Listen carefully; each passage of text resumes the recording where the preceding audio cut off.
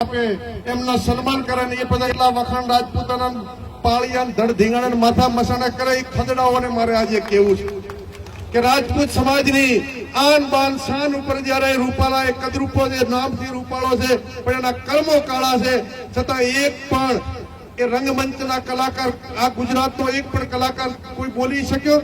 એ રોજે રોજ રાજપૂતના જાગીરદારોનો વખાણ કરતા હતા. ધનાબા આ છેલ્લા 15-20 દિવસથી જયારે જાગીરદાર સમાજની તો 5 બેન દીકરી તો જોહર કરવા તૈયાર થઈને મંજૂરી માંગી. આજ સુધી એમના પેટનો હરામિયાનું પેટનું પાણી હલતું નથી, કારણ કે આપણી પાસેથી કલાકારો પૈસા લઈ અને ખોટા કાળા નાણાં ખોટા કર્મો છે. એમને એમ છે કે આપણી ક્યાંક સીડીઓ બારે કલાકારોની આવી જાય, કલાકારોના ધંધા જ આવા છે એટલે નથી બોલતા. નહીં તો જો રાજપૂતો માટે હર હંમેશા તમે કલાકારો સ્ટેજ ઉપર બોલતા હતા, ડાયરા કરીને કરોડો રૂપિયા લેતા હતા, તો તમારામાં જમી રહેવું જોઈએ.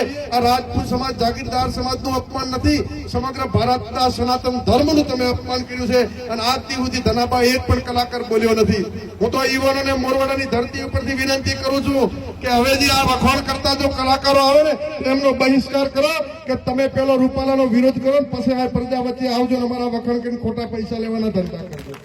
ત્યારે આપ સૌને વિશેષ ના કહેતો મરું પણ માગું નહીં તન કે કાજ, પરમારાથને કારણે મોગતો ના આવેલા કોંગ્રેસ પાર્ટી વતી આપની પાસે ખોળા પાત્રો ખોળાની આપ સૌ લાજ રાખશો. એ જ શબ્દો સાથે આપ સૌનો આભાર. જય હિન્દ.